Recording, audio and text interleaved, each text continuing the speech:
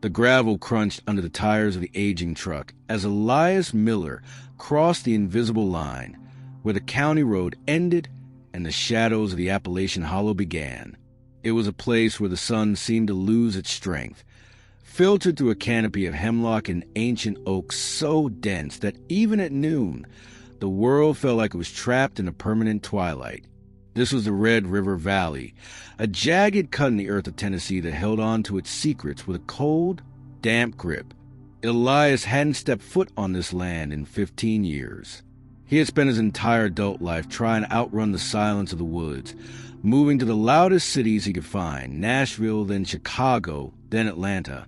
He had surrounded himself with the hum of traffic and the neon glare of streetlights, convinced that if he stayed in the noise, the thing that lived in the quiet could never find him. But his father's death had pulled him back like a tether, and the lawyer's letter had been explicit. The property had to be cleared and settled in person, or the state would seize the acreage that had been in the Miller family since before the Civil War. He pulled up to the old farmhouse, a skeletal structure of grayed cedar and fieldstone that looked like it was being slowly swallowed by the rising tide of the forest. The porch sagged to the left, and the windows were caked with century of dust, yet the house didn't feel abandoned. It felt expectant. As Elias stepped out of the truck, the first thing he noticed wasn't a sight, but a lack of sound. There were no birds, no cicadas, no rustle of wind through the dry leaves. It was a dead air, the phenomenon his grandfather used to warn him about. When the woods go quiet, it's not because they are empty. It's because everything is hiding for the thing that's hunting. Just a week, Elias muttered to himself, his voice sounding thin and alien in the stillness. Clean it out, sign the papers, and get out. He grabbed his duffel bag and a heavy-duty flashlight, heading for the front door. The air here felt different, heavy and metallic, smelling of wet limestone and ozone. As he reached for the iron handle, he noticed something carved into the wood of the doorframe, right at eye level. It was a series of jagged vertical lines, like tally marks, but they were deep, as if whatever made them had claws tipped with steel. He didn't count them. He didn't want to know how many there were. The interior of the house was a time capsule of 19th century misery, layered over 20th century neglect. Heavy velvet curtains hung like funeral shrouds over the windows, and the furniture was covered in yellowed sheets. His father, a man who had become a hermit in his final years, had lived in a single room on the ground floor, leaving the rest of the house to the dust and the memories. Elias set his bag down on the kitchen table. He felt a sudden, sharp prickling on the back of his neck, the sensation of being watched from a dark corner. He spun around, shining his light into the hallway. The beam hit the grandfather clock at the end of the hall. It hadn't ticked in decades, but as the light touched the glass, the pendulum gave a single, slow, agonizing swing. Tock! Elias froze. The sound was deafening in the silence. He walked toward the clock, his boots thumping on the floorboards. The pendulum was still again. There was no wind, no vibration from the truck. He reached out to touch the glass, but he stopped when he saw the reflection. In the glass of the clock, he could see the kitchen behind him. He could see his duffel bag on the table, and he could see a figure standing in the doorway of the cellar, just a shadow within a shadow. It was tall, too tall for the doorway, and its limbs were long and spindly, like the branches of a dead tree. He spun around, his heart hammering against his ribs, but the doorway was empty. Only the smell remained, a cloying, sweet scent of rotting peaches and old copper. "I'm losing my mind," he whispered. "It's just the shadows." But the house didn't agree. From the floorboards above him came the sound of a heavy weight being dragged. Slide, thump, slide, thump. It moved with a rhythmic, purposeful gait, traveling from the master bedroom toward the stairs. Elias didn't wait to see what it was. He headed straight for his father's old study, looking for the journals. He knew the stories. Every child in Adams, Tennessee, knew the story of the Bell Witch, the entity that had tormented John Bell until he was driven to the grave. The history books called it a ghost, a poltergeist, or a hoax. But the Miller family journals, passed down through generations of neighbors to Bells, told a different story. They spoke of the voice stealer, an entity that wasn't a spirit of the dead, but an inhabitant of the in-between. It didn't haunt houses. It haunted lineages. It waited for the bloodline to grow thin, for the fear to ripen, and then it moved in. He found the leather-bound book hidden in a false bottom of his father's desk. The pages were brittle, the ink fading into a rust-colored brown. He turned to the final entry, dated only 3 days before his father was found dead in his chair. "It has learned my voice," the entry read, the handwriting shaky and frantic. "It stood outside the window last night and sang the lullaby my mother used to sing to me. It got the notes wrong, but the vibration was the same. It's not just mimicking anymore. It's taking the pieces. It's building itself out of my history. If Elias comes back, tell him not to speak. Don't give it your name. Once it has your name, it has the key." A cold shiver raced down Elias's spine. He looked at the window. The sun had finally dipped below the ridge, and the world outside was a wall of impenetrable black. The dead air had returned, but this time it was broken by a sound that made his blood turn to ice. "Elias, is that you, honey?" The voice was soft, warm, and familiar. It was his mother's voice, the woman who had died in a car accident when he was 12. It came from the porch, just on the other side of the thin cedar door. "Elias, I forgot my keys. It's cold out here. Let me in." He gripped the edge of the desk, so hard his knuckles turned white. He knew it wasn't her. It couldn't be her. But the mimicry was flawless. He could hear the specific way she used to catch her breath between sentences, the slight southern drawl he hadn't heard in 20 years. "I know you're in there, baby. I can see your light. Open the door." He stayed silent, remembering his father's warning. "Don't give it your name." The knocking started then. It wasn't a normal knock. It was a series of rapid metallic taps, like someone was hitting the door with a hammer. Tap, tap, tap, tap. The sound moved from the door to the siding, then up the wall, traveling with impossible speed toward the roof. Above his head, the dragging sound returned, but this time it was faster. Something was running across the attic floor, its heavy footsteps shaking the ceiling. Dust rained down on the desk. "Elias." The voice screamed his name now, but it wasn't his mother anymore. It was a distorted, multi-tonal roar. 100 different voices shouting the same word at once. The windows rattled in their frames, and the very air in the study began to vibrate with a frequency that made Elias's nose start to bleed. He dove under the heavy oak desk, covering his ears, but the sound was inside his head now. It was a static-filled cacophony of every conversation he'd ever had, every secret he'd ever whispered. The entity wasn't just shouting, it was harvesting. It was pulling the data of his life out of the air, searching for the frequency that would break him. And then, as quickly as it started, the noise stopped. The silence that followed was even more terrifying.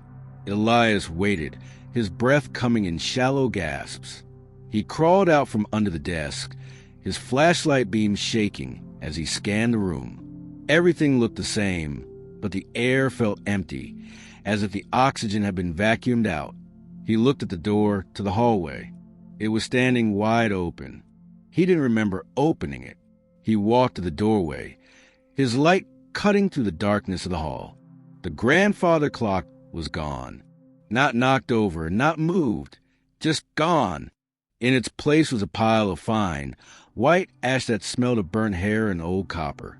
Elias backed away, but his heel caught on something soft. He looked down.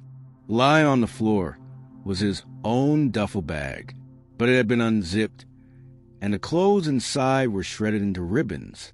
And there, Sitting on top of the ruined fabric was a small, hand-carved wooden doll. It was a crude likeness of a man, but the face had been sanded flat, leaving a blank, featureless void where the eyes and mouth should be. He picked it up, and as his fingers touched the wood, he felt a sharp, electric jolt. A memory that wasn't his own flooded his mind. A dark, damp cave beneath the Red River, a place where the walls were lined with thousands of these blank dolls, each one waiting for a face. "You're not real," he whispered, his voice cracking. "You're not real," a voice replied from the corner of the room. It was his own voice, exactly his own voice. He turned the flashlight toward the corner. Standing there, draped in the shadows of the velvet curtains, was a figure. It was wearing his clothes, the same flannel shirt, the same jeans he was wearing right now. But the head was tilted at an impossible angle, and the face was a smooth, pale oval, devoid of any features. The thing raised a hand with too many joints, and pointed at him. "Elias Miller," it said, the voice vibrating with a metallic resonance. "Thank you for the name." The figure stepped forward into the light, and as it did, the blank face began to ripple. Features began to emerge like clay being molded by invisible hands. Eyes formed brown like his, a nose, a mouth, the stubble on his chin. Within seconds, Elias was looking at a perfect mirror image of himself, except for the eyes. The eyes didn't have pupils. They were solid, polished copper. The double smiled, and the teeth were like jagged shards of limestone. "Go to sleep, Elias," the thing said, its voice now indistinguishable from his own. "I'll take it from here." Elias lunged to the door, his mind screaming in terror. He didn't look back as he ran through the house, his boots thundering on the boards. He burst through the front door and out onto the porch, sprinting for his truck. He jumped inside and slammed the locks, his hands shaking so hard he could barely fit the key into the ignition.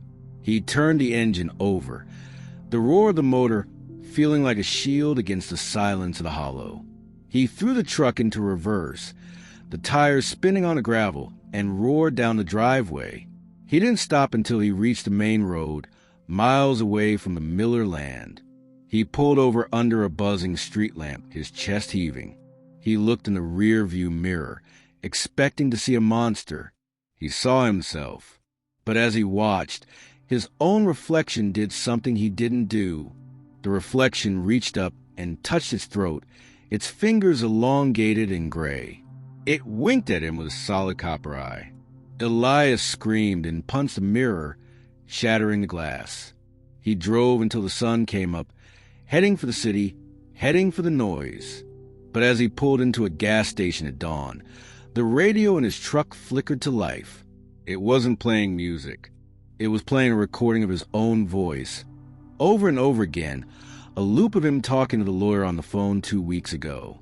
And then the voice changed. "I'm coming home, Elias," the radio said, "and I'm bringing the hollow with me." Elias looked at his hands. The skin was beginning to look pale, a smooth, featureless gray. He tried to speak, but no sound came out. He had given away his name, and now the voice stealer was coming to collect the rest. The legend of the bell, which wasn't over. It was just starting a new chapter. And this time it had a face. The sun rising over the interstate didn't bring the warmth Elias expected. Instead, the light felt thin, as if it were struggling to penetrate a veil that had settled over his world the moment he fled the hollow. He sat in the cab of his truck, parked at a neon-lit travel plaza 50 miles outside of Adams, staring at his hands. The gray tint hadn't vanished. Under the harsh fluorescent lights of the gas station awning, his skin looked like weathered slate. When he pressed his thumb against his palm, the indentation stayed, the flesh lacking the elastic snap of living tissue. He tried to clear his throat, to shout, to make any kind of human noise, but all that emerged was a dry, rhythmic clicking, the sound of a beetle trapped in a matchbox. He scrambled out of the truck, his movement stiff and uncoordinated. He needed to see a person. He needed to hear a voice that wasn't a recording of his own. Inside the convenience store, the smell of burnt coffee and floor wax hit him, but it felt distant, as if his senses were being filtered through layers of gauze. A teenage clerk with bleached hair and a bored expression was leaning over the counter, scrolling through her phone. Elias approached her, his heart over the cold, heavy stone that had replaced it, thumping in his chest. "Help," he tried to say. The girl didn't look up. "Register is down. Cash only," she droned. Elias reached out, his gray fingers trembling, and tapped the counter. This time, he forced his lungs to work, pushing air through a throat that felt like it was lined with limestone. "Please, look at me." The girl looked up, and for a heartbeat, Elias felt a spark of hope. But the look on her face wasn't horror or concern. It was nothing. Her eyes drifted right through him, as if she were looking at a smudge on the window behind him. "You buying that water or what?" she asked, her voice flat.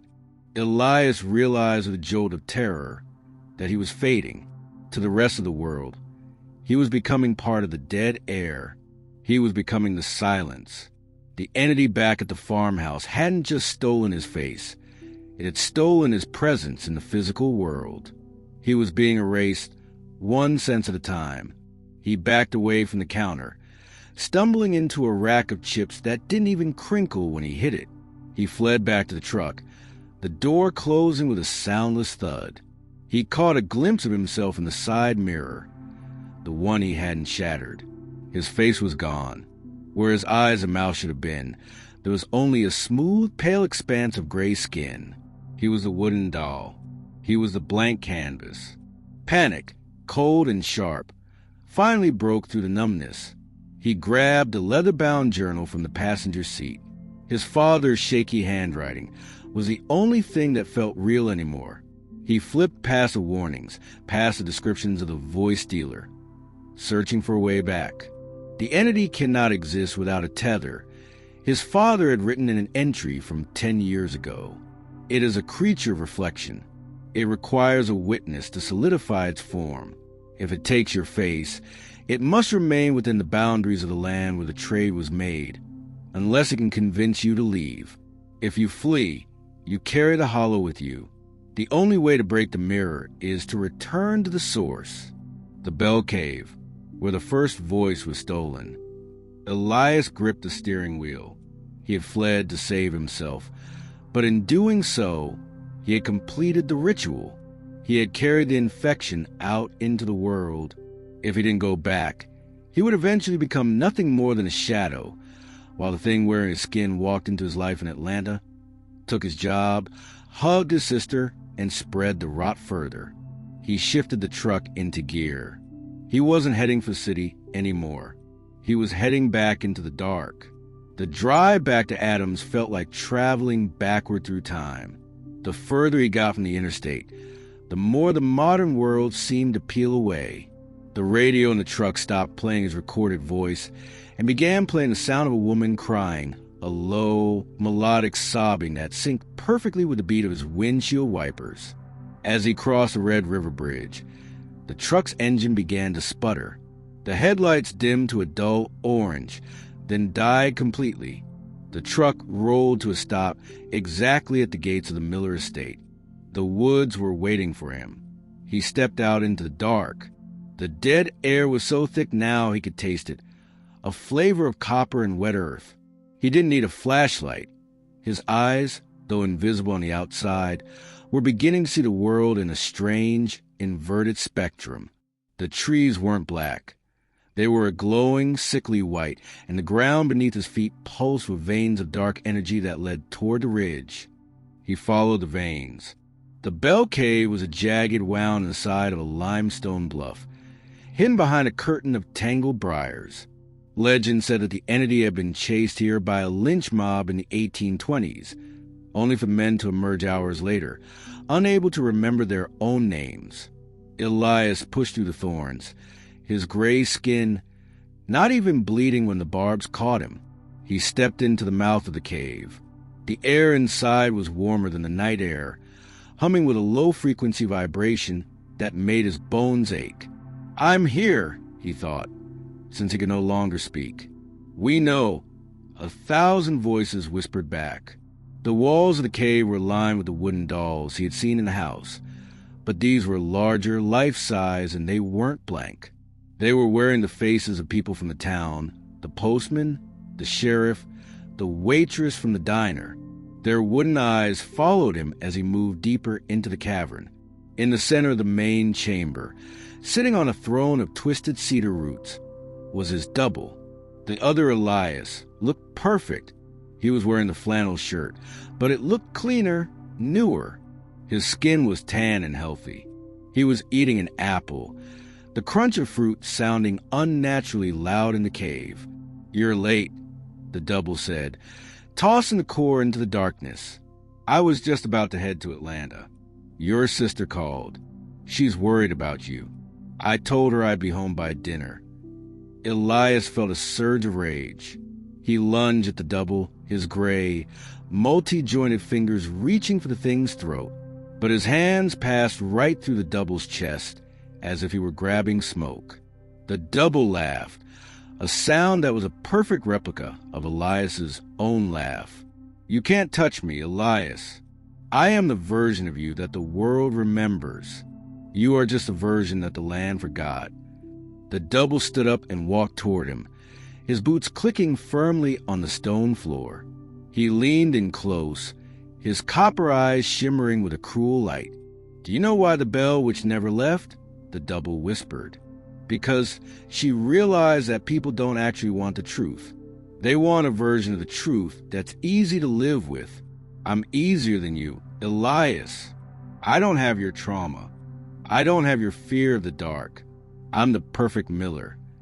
The double reached out and touched Elias's gray, featureless face. "But I do need one more thing. I have your name. I have your face. But I need your shadow. I need the part of you that still feels the pain, so I can bear it here forever." Suddenly, the dolls on the walls began to scream. It wasn't a human scream. It was a sound with splintering, a high-pitched screech that tore through the cavern. The walls of the cave began to ripple, the limestone turning into a dark, reflective liquid. Elias saw his reflection in the walls, thousands of versions of his blank, gray self. But he noticed something the double didn't. In the reflections, the double didn't look like Elias. He looked like a mass of black, oily smoke held together by a framework of rusted chains. He remembered the journal. It is a creature of reflection. It requires a witness to solidify its form. Elias realized he was a witness. As long as he looked at the double and saw himself, the entity stayed strong. He had to stop seeing his own face. He had to reclaim the nothing. He closed his eyes. He didn't just shut his lids. He retreated into the silence of his own mind. He stopped trying to be Elias Miller.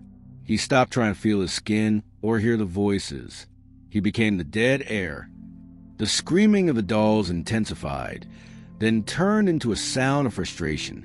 "Look at me," the double shouted, his voice cracking, the perfect replica beginning to fail. "You have to look at me. I am you." Elias didn't open his eyes. He visualized the wooden doll with the blank face. He embraced the gray. He accepted the silence. The temperature in the cave plummeted. He heard the sound of the double's boots stumbling on the stone. He heard the flannel shirt tearing. He heard the metallic clink of chains hitting the floor. "No!" the entity roared, its voice now a mixture of his mother's, his father's, and 1,000 strangers. "The trade is made. You gave me the name. I am the name," Elias thought, a ripple of power moving through his gray limbs. "And I am taking it back."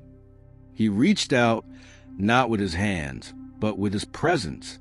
He felt the tether his father had mentioned, a thin, vibrating cord of energy connecting his chest to the entity's core. He didn't pull it. He absorbed it.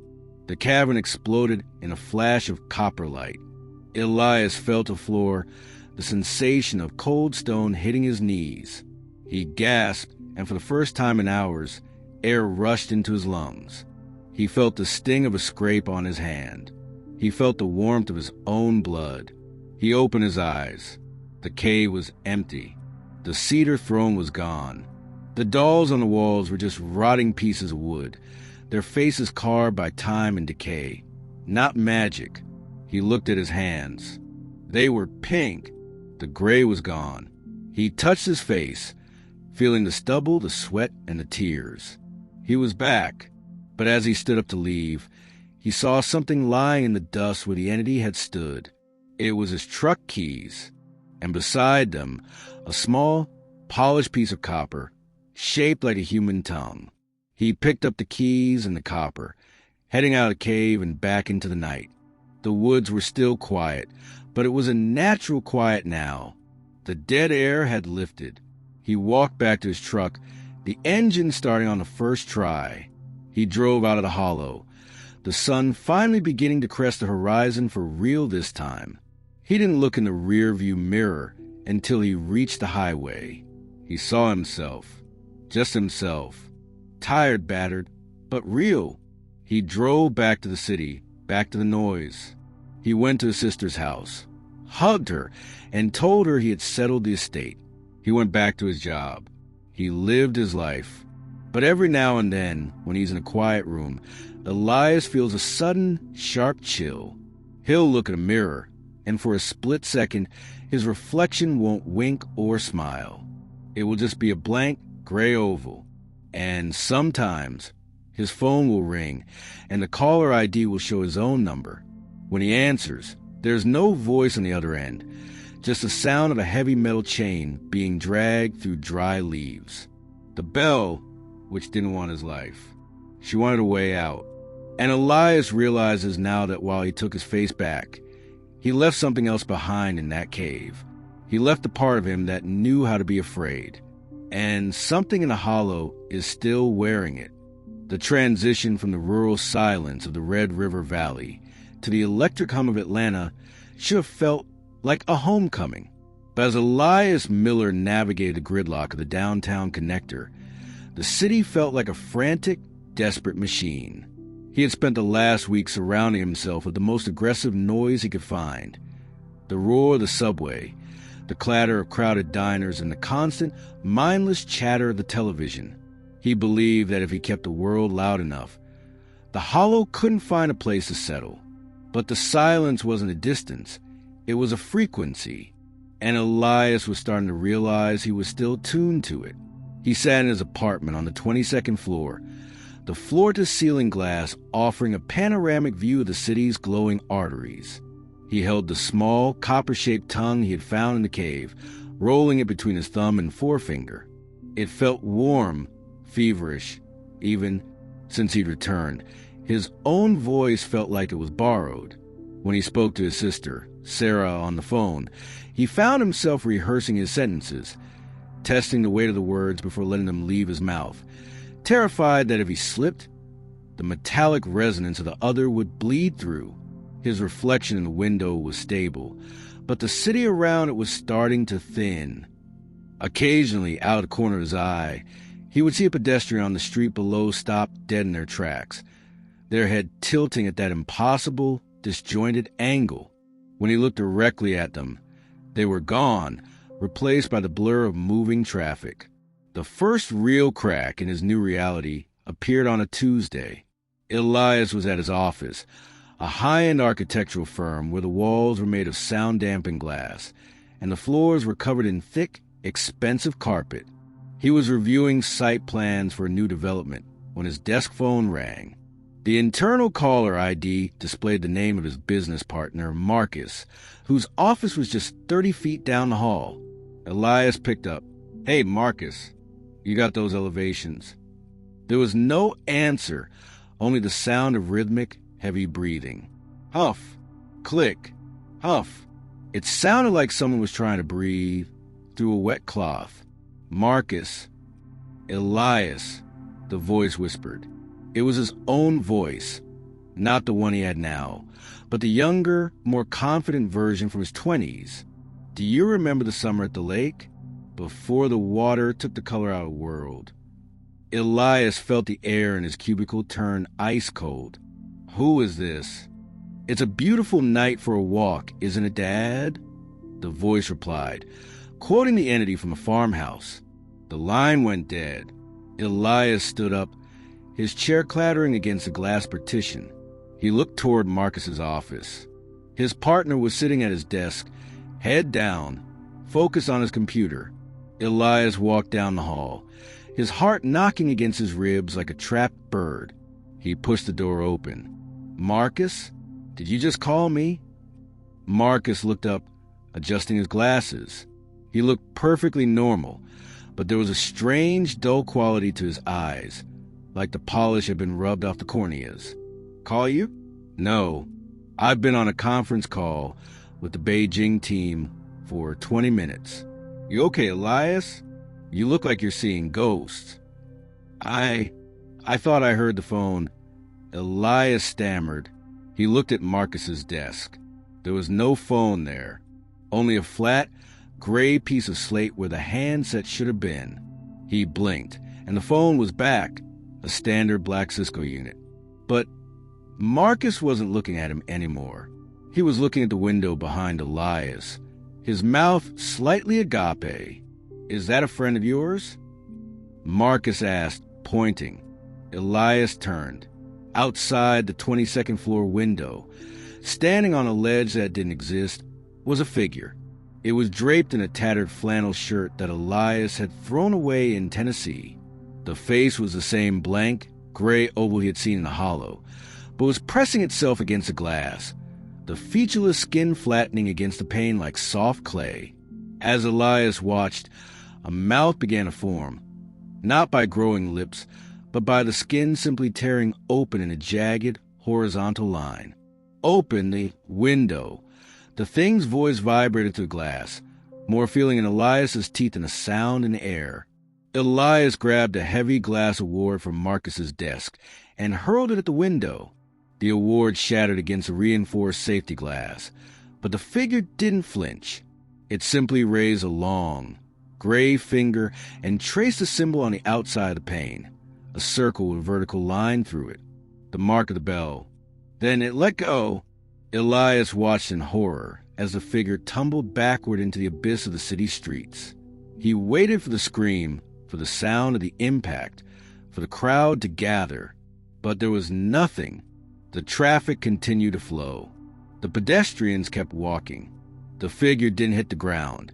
It simply dissolved into a cloud of gray mist before it reached the 10th floor. Elias, what the hell is wrong with you? Marcus was standing now, looking at the shattered glass award on the floor. There's nobody out there. We're 20 stories up. Elias didn't explain. He couldn't. He grabbed his coat and ran. He didn't go to his apartment. He knew the entity was already there, or at least a shadow of it was. He drove aimlessly through the city, the skyscrapers feeling like they were leaning in, narrowing the sky. He found himself pulled toward the older parts of Atlanta, the places where the city's history was buried under layers of concrete and steel. He ended up in underground Atlanta, a subterranean mall built into the viaduct of the city's original street level. It was dark, damp, and smelled of old brick and forgotten things. It felt like the caves. He found a quiet corner near a boarded-up storefront and pulled out his father's journal. He flipped to the pages he had skipped before, the ones labeled The Migration of the Silence. The entity does not need the Red River to survive, the text warned. The limestone is just its anchor. Once it is fed on a bloodline, it becomes a parasite of the mind. It travels through the wires. In the old days, it followed the telegraph lines. Today, it moves through the signals. It doesn't want to kill you. It wants to broadcast you. It wants to turn your entire reality into a loop of your own fears until original is so distorted it simply ceases to be. Elias realized a mistake he'd made. He had thought the entity was a physical monster he could leave behind in a cave. but he had brought the frequency with him in his own nervous system. Every time he used his phone, every time he looked at a screen, he was giving the other a bridge. Suddenly, every screen in the underground, the digital advertisements, the security monitors, even the glowing faces of the tourist smartphones, flickered. The vibrant colors bled out, replaced by a dull metallic gray. The audio in the mall changed. The upbeat pop music coming from the speakers slowed down, the pitch dropping until it was a low-frequency growl. And then a voice began to play over the PA system. Sarah Miller. The voice said it was his sister's voice, but it sounded like it was being played through a broken radio. Sarah is at the grocery store. Sarah's buying peaches. Sarah is walking to her car. Sarah's not alone. "No," Elias whispered, his hands trembling. He pulled out his phone. He had to warn her, but as he looked at the screen, he didn't see his wallpaper. He saw a live video feed. It was a POV shot moving through a parking garage. He could see his sister Sarah in the distance, loading bags into her trunk. The camera was approaching her from behind, moving with a jerky, unnatural gait. He tried to call her, but the phone wouldn't dial. It just kept playing the video. "Sarah, look behind you." Elias screamed at the screen, but his voice didn't come out of his mouth. It came out of the phone speaker, sounding thin and tinny. In the video, Sarah stopped. She turned around, looking directly at the camera, but she didn't look scared. She looked confused. "Elias," she asked the air, "is that you? Why are you breathing like that?" The camera, the entity, reached out a gray, spindly hand and touched Sarah's cheek. The video cut to black. Elias collapsed against the brick wall, the copper tongue in his pocket pulsing with a heat that was now blistering. He realized the entity wasn't just haunting him anymore. It was using him as a lens. He was a witness that was allowing it to manifest in Atlanta because he remembered the hollow so vividly. He was dreaming the hollow into existence in the middle of a city of 6 million people. He looked up, and the underground had changed. The modern shops were gone. The brick walls were covered in thick, white fungus that looked like the dead air mist solidified. The ceiling was no longer a viaduct.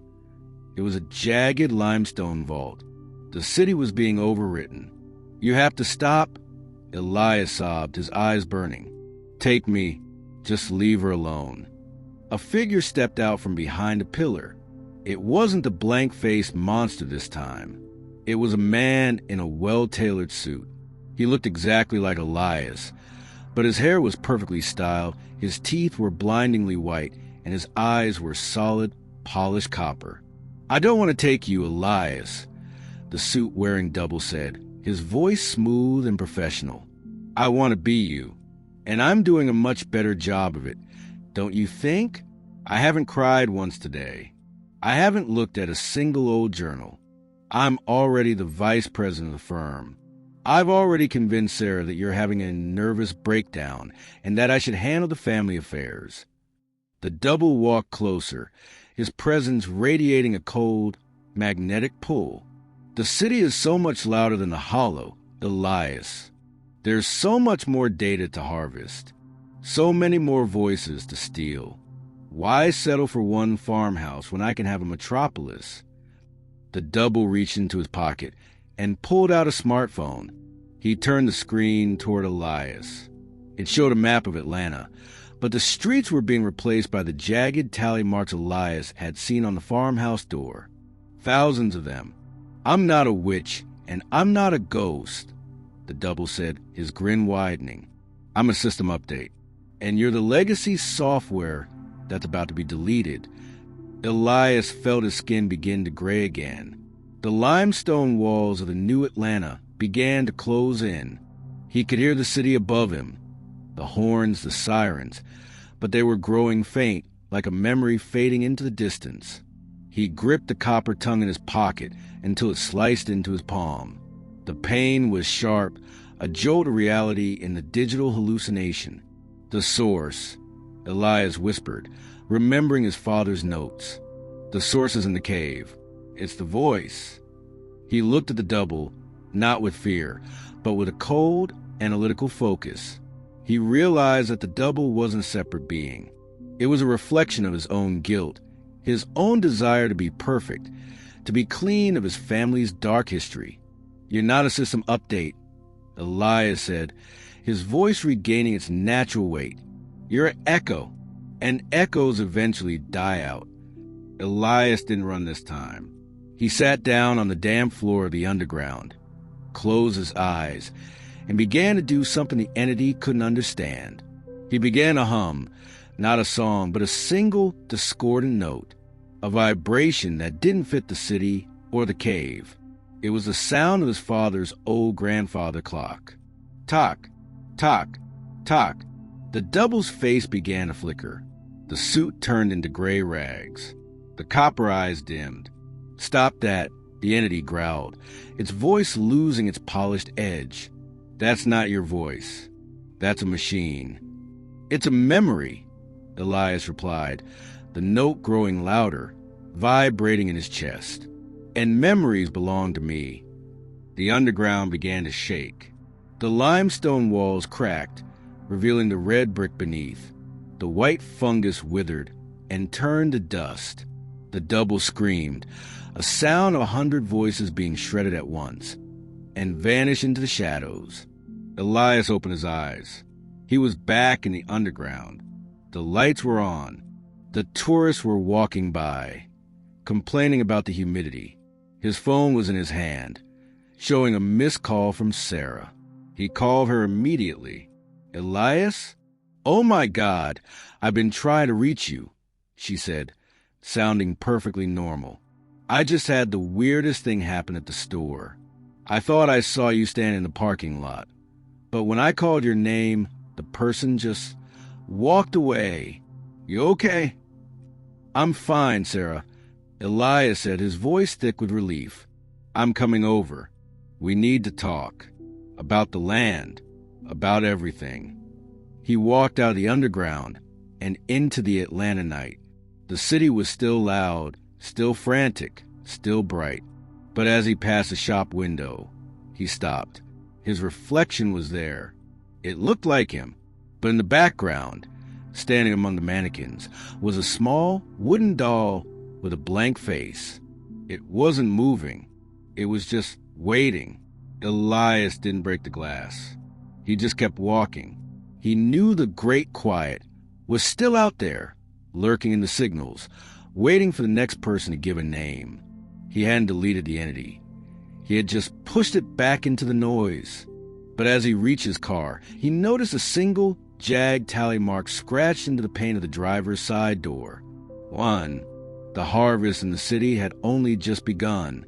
The victory in the underground felt like a stay of execution rather than a pardon. Elias sat in his sister's kitchen, the suburban safety of Marietta offering a stark contrast to the shifting limestone nightmare he had just escaped.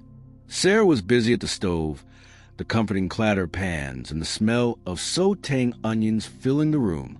To anyone else, it was a normal Tuesday night. To Elias, every sound was a potential breach. He watched her carefully. He looked for the disjointed tilt of her head, the dullness in her eyes, or the way her shadow hit the floor. He had told her a version of the truth, that the stress of the estate had triggered a breakdown, and that he had seen some things in the woods he couldn't explain. She had listened with the patient, pitying expression of someone who hadn't felt the dead air on their skin. "You're staying here for a few days," Sarah said, setting a plate in front of him. "No more architecture firm. No more solitary apartment. We're going to get you back to center." Elias picked up his fork, but his hand stopped midair. The copper tongue in his pocket was cold now, so cold it felt like a piece of dry ice against his thigh. He looked down at his plate. The steam rising from the pasta didn't look like steam. It was thicker, swirling in patterns that mimicked the jagged tally marks from the farmhouse. "Sarah," Elias said, his voice sounding hollow, "do you hear that?" Sarah paused, a wooden spoon in her hand. Hear what? The TV? In the living room, the evening news was playing. The anchor was a woman Elias had seen 1,000 times, but as he listened, the cadence of her speech began to stutter. It wasn't a technical glitch. It was the harvest rhythm. In local news, the anchor's voice drifted. The silence is spreading. Residents are advised to stay quiet. Do not give your name to the screen. Elias surged out his chair and grabbed the remote, killing the power. The screen went black, but the reflection stayed. In the dark glass of the television, he didn't see the living room. He saw the Red River. He saw the Bell Cave. And standing in the mouth of the cave was Sarah. Elias, what is wrong with you? Sarah asked, her voice sharp with genuine fear. You're scaring me. He turned back to her. She was still there, standing by the stove, but as he looked at her, he realized the lights in the kitchen were dimming. Not a brownout, but a physical retreat of the light. The corners of the room were stretching, the walls becoming porous and gray. It's not me, Elias whispered. It's following the signal. It's using the city's power to bridge the gap. He realized then that the migration his father wrote about wasn't just metaphor. The entity was a parasite of connectivity. In the 1800s, it was limited by the speed of a horse or a telegraph. Now, in the age of fiber optics and 5G, the voice stealer had a highway that spanned the globe. Every smart device, every baby monitor, every connected camera was a potential eye for the bell. Suddenly, Sarah's smartphone on the counter chimed. A notification. She reached for it, but Elias knocked it out of her hand. Don't touch it. The phone hit the floor, the screen cracking. But even with the shattered glass, an image appeared. It was a FaceTime call. The caller ID showed Sarah's own name. Against his better judgment, Elias looked at the screen. It wasn't a video of Sarah. It was a video of the kitchen they were currently standing in, but filmed from an angle that was impossible, as if someone were standing inside the wall behind the refrigerator. In the video, Sarah was standing at the stove, but her face was a smooth, blank oval. Look at me, Elias, the phone whispered. The voice didn't come from the speaker. It came from the sink. The drain was vibrating, the metal pipes acting as a resonator for the entity's frequency. We have to go. Elias grabbed Sarah's arm. Right now, we need to go somewhere without a signal. Somewhere dark. Elias, you're hurting me. Sarah cried out, but as she looked at him, her expression shifted. For a split second, her pupils dilated until her eyes were solid black, then snapped back to normal. Wait, I feel it. The humming. It's in the walls, isn't it? She finally felt it. The dead air had arrived in the suburbs. They ran for the garage. But as Elias opened the door, the motion sensor lights didn't click on. Instead, the garage door began to open and close on its own, a rhythmic bang grind bang that sounded like a giant iron jaw snapping shut. The car is dead. Elias shouted over the noise. The electronics in the SUV were flickering, the dashboard lights strobing in a chaotic sequence. They retreated back into the house, but the transformation was accelerating. The drywall was peeling away in long gray strips, revealing not wooden studs, but ancient calcified ribs of limestone. The suburban home was being digested, its modern structure being replaced by the primordial architecture of the hollow. The cellar, Elias remembered. The house is built on a concrete slab, but there's a storm shelter under the pantry. It's lead-lined. It might block the signal. They dove into the pantry, Elias kicking aside boxes of cereal and cans of soup. He ripped up the floor rug, revealing the heavy steel hatch of the shelter. He lugged it open, the hinges screaming with a sound that perfectly matched the entity's roar. They scrambled down the ladder just as the kitchen light above them turned a violet, electric violet, and then exploded. Elias slammed the hatch, and through the deadbolt, silence. Absolute heavy silence. The shelter was a 10 by 10 concrete box, lit only by a battery-powered lantern Elias had insisted they keep there for tornado season. The air was stale, but it was real.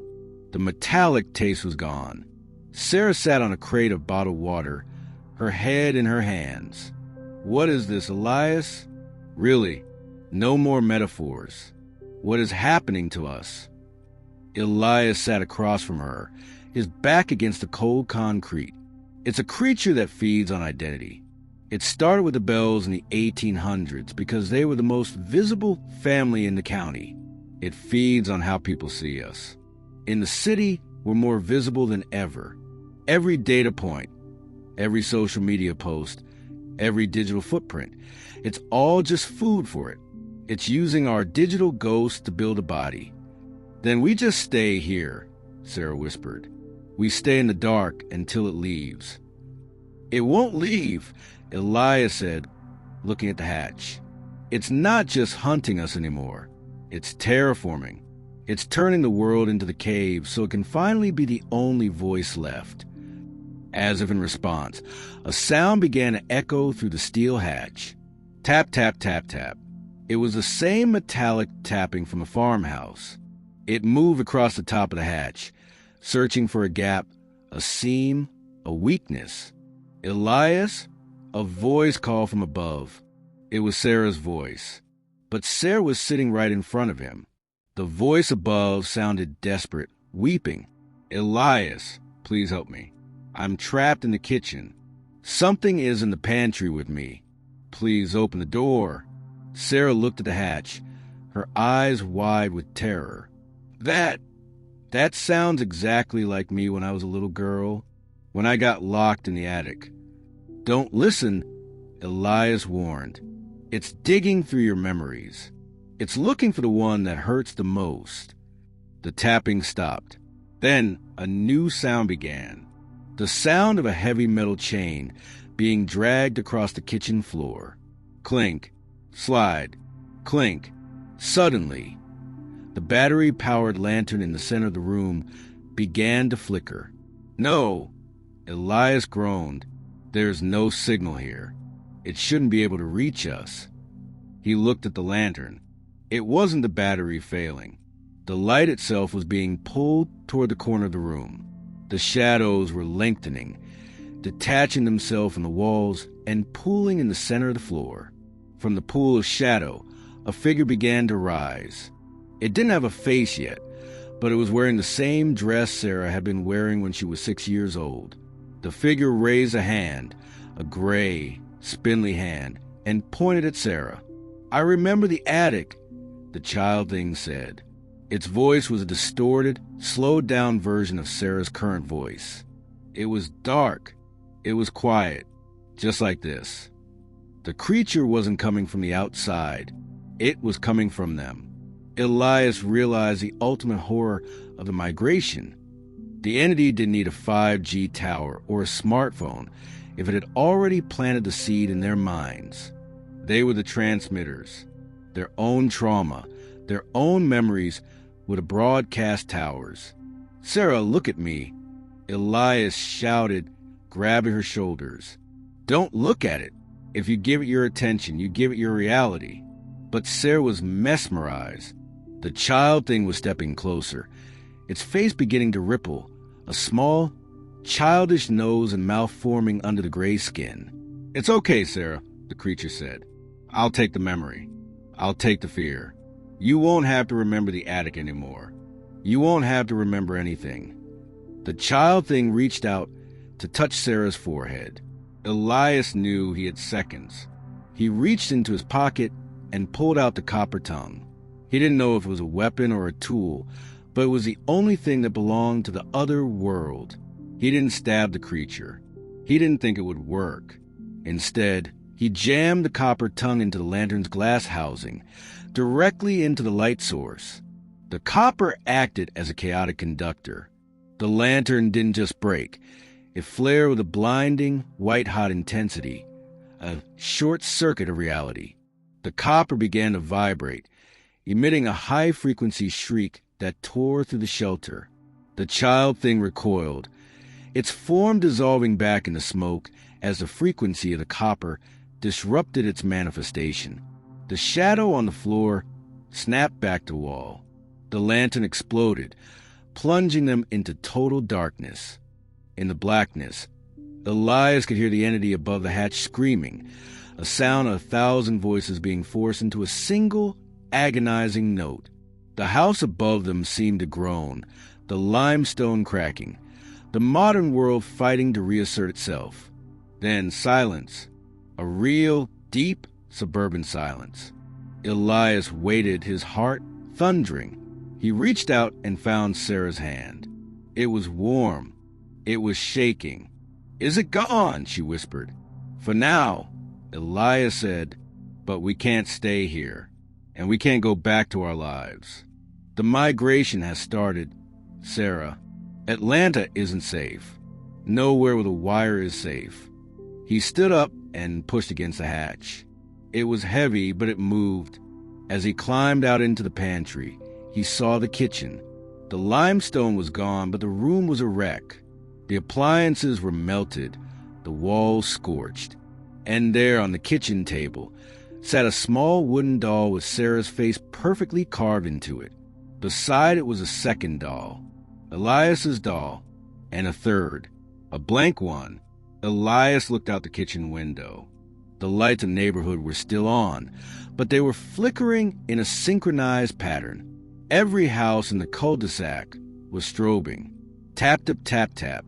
The bell which hadn't just moved to the city. She had become the city. "We need to find the others," Elias said, looking at the glowing horizon of Atlanta. "The ones who know the old ways. The ones who still know how to live in the quiet." But as they walked out toward the car, every street lamp they passed turned a dull copper gray. The tally marks were appearing on the pavement, millions of them, counting down the seconds until the world finally forgot its own name. The road out of Atlanta was a graveyard of the digital age. As Elias and Sarah fled northward, the highway was choked with vehicles that had simply ceased to function the moment the great quiet synchronized with the city's grid. Smart cars sat like dead husks in the middle of the asphalt, their screens frozen on the same gray, flickering tally mark. They were driving an old 1974 forest green Jeep, a relic Elias had scavenged from a local hobbyist garage. It had no computer, no GPS, and no way for the entity to find a handhold in its wiring. It was a loud, vibrating island of mechanical reality in a world that was becoming increasingly fluid. "Where are we going, Elias?" Sarah asked. She was staring out the window at the passing suburbs. The houses were still there, but they looked like stage sets, flat, lifeless, and shimmering with a heat haze that had no source. "There's a group," Elias said, his voice tight. "My father's journals mention them. The Lowherts. They're people who realized years ago that the world was getting too loud. They moved into the National Radio Quiet Zone in West Virginia. No cell towers, no Wi-Fi, no signals. If there's a place where the frequency of the bell can't reach, it's there."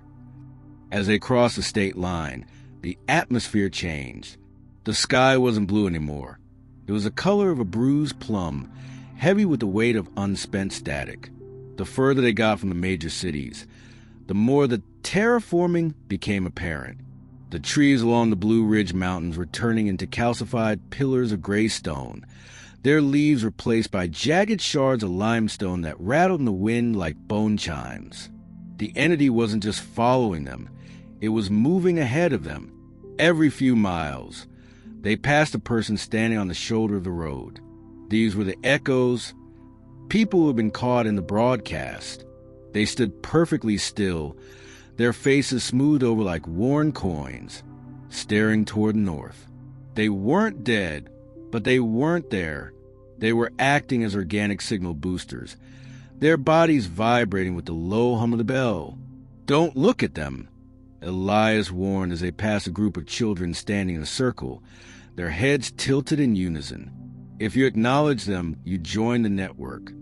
By the time they reached the border of the quiet zone, the Jeep's analog radio began to hiss. It shouldn't have been picking up anything, but a voice started to emerge from the static. It wasn't the other Elias or the child thing. It was a chorus, 1,000 voices speaking in a perfect, terrifying harmony. "The harvest is plenty," the radio sang. "The names are recorded. The wood is waiting for the face." Suddenly, the Jeep's engine coughed and died. Elias pumped the gas, but the mechanical heart of the vehicle had finally been overcome by the sheer density of the dead air. The silence that rushed into the cabin was physical, pressing against their eardrums until they bled. "We walk from here," Elias said, grabbing his pack and the leather journal. They stepped out into the mountain air. It was cold and smelled of ozone. The forest was a maze of gray stone and white mist.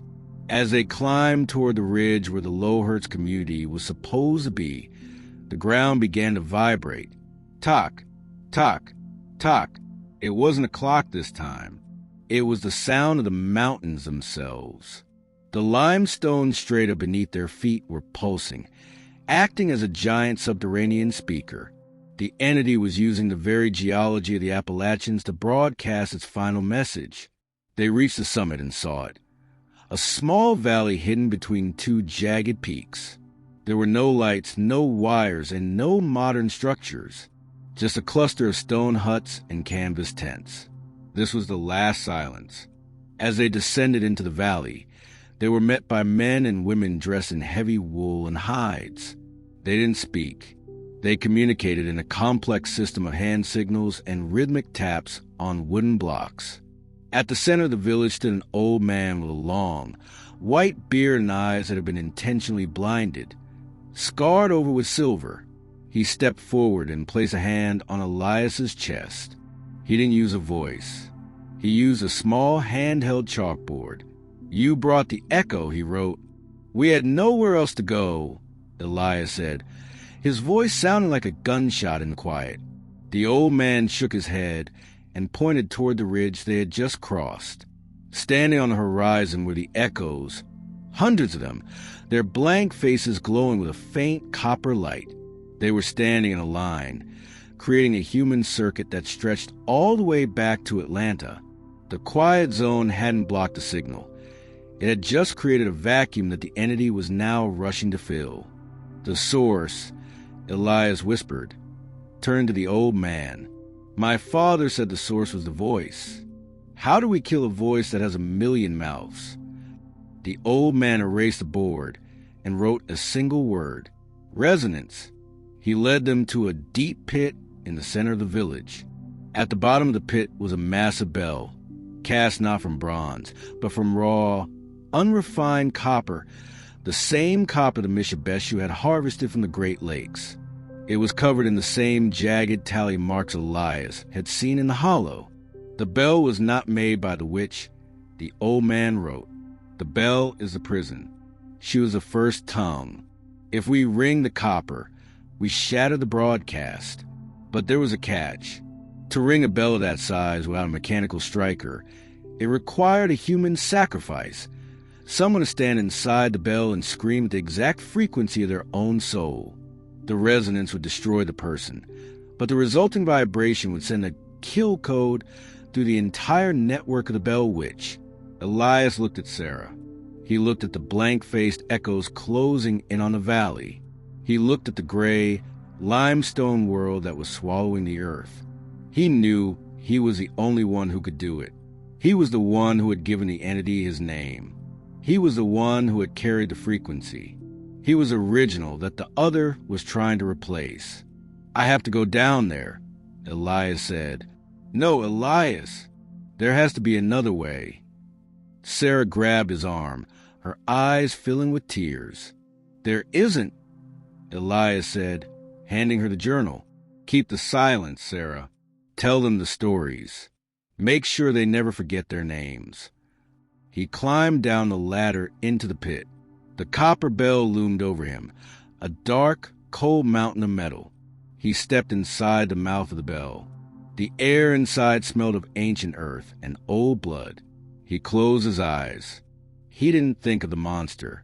He didn't think of the hollow. He thought of his mother's laugh, the smell of rain on hot asphalt, and the sound in his own heart. He gathered every memory, every spark of Elias Miller, and compressed it into a single point in his throat. Outside, the echoes reached the edge of the pit, their blank faces open, and a million voices shouted his name at once. Elias. Elias opened his mouth and screamed back. It wasn't a scream of fear. It was a scream of existence. The copper bell began to glow. The tally marks on its surface turned a brilliant, searing violet. The vibration started in his feet and moved up through his spine, shattering his teeth, liquefying his bones. But he didn't stop. He became the note. The sound erupted from the pit, a massive, invisible wave of pure resonance that tore through the valley. On the ridge, the echoes didn't fall. They disintegrated. The copper light in their eyes winked out, and their bodies turned to ash. The limestone trees shattered into dust. The violet sky cracked, revealing the stars once again. The broadcast was broken. Across the continent, screens went black. The other Elias, sitting in his office in Atlanta, felt his skin begin to ripple and tear. He tried to speak, but the only sound that came out was the chime of a bell. He dissolved into a pile of gray sand, leaving behind nothing but a tattered flannel shirt. In the valley, the copper bell fell silent. Sarah ran to the edge of the pit. The bell was glowing a dull red, the heat shimmering in the air. But Elias was gone. There was no body, no ash, no trace of the man. Only a single hand-carved wooden doll sat at the bottom of the pit. It wasn't blank. It had Elias's face, not a perfect polished version, but a real one. Tired, sad, but home. The aftermath of the resonance was not a return to the world that had been, but the birth of a world that was profoundly, irrevocably still. In the hours following Elias's sacrifice at the copper bell, the violet sky didn't just fade. It seemed to peel away, revealing a celestial clarity that none of the survivors had seen in their lifetimes. Without the haze of light pollution or the invisible shroud of electromagnetic smog, the stars hung over the West Virginia mountains like cold, brilliant diamonds. Sarah stood at the lip of the pit for a long time. The wooden doll clutched her chest. The wood was still warm, vibrating with a phantom pulse that matched the rhythm of her own heart. Below, the great copper bell was cooling, its surface now etched with fine spiderweb cracks. The old blind man and the members of the Low Hertz community knelt around the perimeter, their heads bowed in a silence that was no longer heavy or predatory. It was a silence of reverence. The dead air had lifted, but the cost was the infrastructure of modern civilization. As dawn broke over the ridge, the sun revealed a landscape of ruin and rebirth. The calcified limestone trees had collapsed into piles of fine white powder, providing a surreal, snowy coating to the forest floor.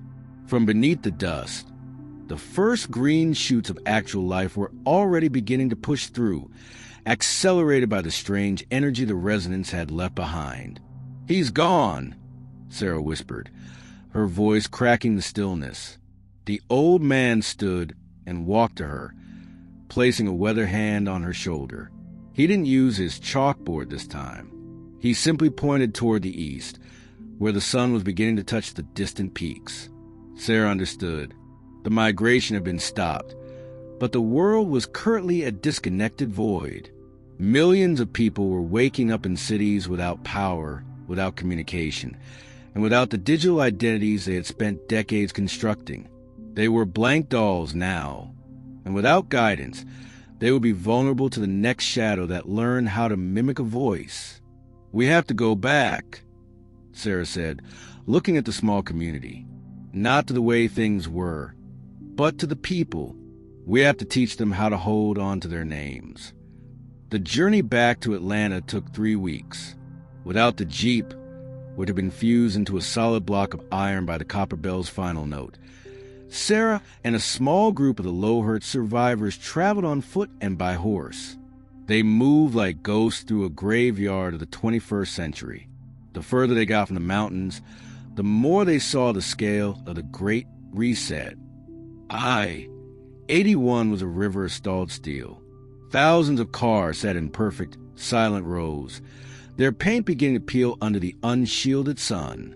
In the small towns of Virginia and Tennessee, the survivors they encountered were in a state of profound shock.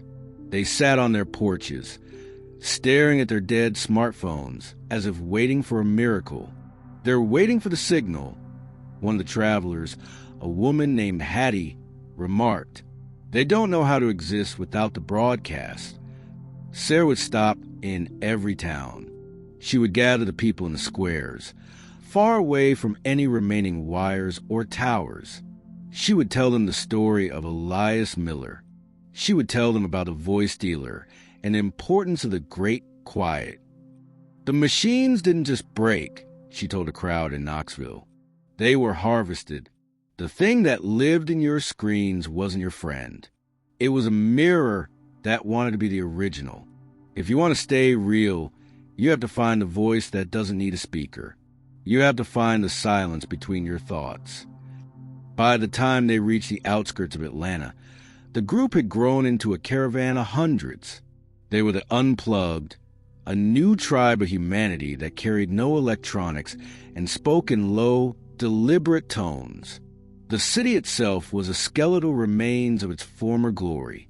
The glass skyscrapers were still standing, but they were empty, the offices inside filled with the gray dust of the dissolved echoes.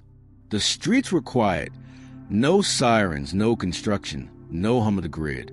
Nature was reclaiming the asphalt with startling speed. Vines of kudzu crawled up the sides of the Peachtree Towers like green fingers reclaiming a stolen prize. Sarah led them to the underground, the site of Elias's first stand. It had become a place of pilgrimage. The white fungus was gone, replaced by a carpet of soft moss. In the center of the subterranean plaza, the echoes of the copper resonance still hummed faintly in the old brickwork. She set up the Library of the Quiet in an abandoned bookstore. There, she spent her days transcribing her father's journals and her brother's final notes into hand-copied books. She taught the children how to recognize the dead air and how to protect their names from the shadows. But the world was not entirely safe. One evening, months after the resonance, Sarah was sitting on the roof of the bookstore, watching the moon rise over the dark skyline of Atlanta. There were no lights in the city save for the small, flickering campfires of the survivors. It was beautiful, but it was a beauty edged with sharp, cold fear. She felt a presence behind her. She didn't turn around. She knew the rhythm of the breathing. It was heavy, rhythmic, and slightly metallic. Huff, click, huff. Elias, she whispered. I'm coming home, Sarah, a voice replied. It was her brother's voice. It was perfect. It had the same warmth, the same slight rasp he got when he was tired. But as she turned, she didn't see a man. She saw a shimmer in the air, a distortion like heat rising from a road. The entity hadn't been destroyed. The resonance had shattered its body and its network, but the idea of the voice steal was as old as language itself. It was a fundamental law of the universe. Where there is a voice, there must be an echo. The shimmer moved closer, and for a heartbeat, the face of Elias flickered into view. Not the gray monster, but the real Elias, smiling at her. I found a new way, Sarah, the shimmer whispered. The wires are dead, but the blood is still humming. The memories are still there. You're broadcasting me right now. Every time you tell my story, you give me a piece of your reality. Sarah felt a cold shiver race down her spine. She looked at the wooden doll in her hand. The face on the doll was beginning to smooth over, the features fading back into a blank, gray oval. You're not him, Sarah said, her voice steady. He died to stop you. He died to become me. the shimmer replied, the voice now overlapping with the sound of 1,000 whispering survivors downstairs. I am the story now, Sarah, and stories never die. Sarah stood up and walked to the edge of the roof. She looked down at the campfires below. She saw the people reading her books, sharing the legends, keeping the memory of the Bell Witch alive. She realized the trap. By trying to warn the world, she had become the new transmitter. She was the one keeping the frequency alive through the very act of resistance. She reached into her pocket and pulled out a small flint and steel. She looked at the wooden doll, then at the library of the quiet below. The only way to kill a story, Sarah whispered, is to stop telling it. She didn't hesitate. She threw the wooden doll into the fire she had built for warmth on the roof. She watched as the flames licked the cedar, the features of her brother's face curling and blackening. As though it turned to ash, the shimmer behind her let out a high-pitched, agonizing shriek, the sound of a frequency finally finding its end. She walked downstairs into the bookstore where the survivors were gathered. They looked up at her, waiting for the nightly reading, waiting for the next chapter of the legend. Sarah looked at the shelves filled with her father's journals. She looked at the hand-copied warnings. She picked up a torch and touched it to the first row of books. "Sarah, what are you doing?" Hattie cried out, rushing forward. "We don't need the books," Sarah said, her eyes bright with the reflection of the growing fire. "We don't need the names. If we keep the records, it will always find us. We have to forget. We have to become truly quiet." The library burned through the night, a pillar of orange flame in the heart of the dark city. It was the last great light of the old world. When the sun rose, there were no books left. There were no journals. There were no tallied marks on the walls. The survivors left the city that day. They moved into the deep woods, into mountains, and into the valleys where the stone was thick and the air was still. They stopped using names. They stopped telling stories of the past. They became a people of the now, communicating through touch, through breath, and through the shared experience of the earth beneath their feet. Years passed. The cities crumbled into hills of vine and brick. The satellites in the sky eventually tumbled back into the atmosphere, burning up like falling stars. The voice stealer waited in the dark, searching for a signal, searching for a single person to whisper a name into the void. But there was no one left to listen. In the deep Appalachian hollows, a woman who had once been named Sarah sat by a stream. She watched the water flow over the rocks, a sound that was constant, chaotic, and entirely without meaning. She didn't remember the bell. She didn't remember the migration. She didn't even remember the brother who had saved her. She was just a part of the great, indifferent quiet. And in that absolute silence, the Bell Witch finally starved to death.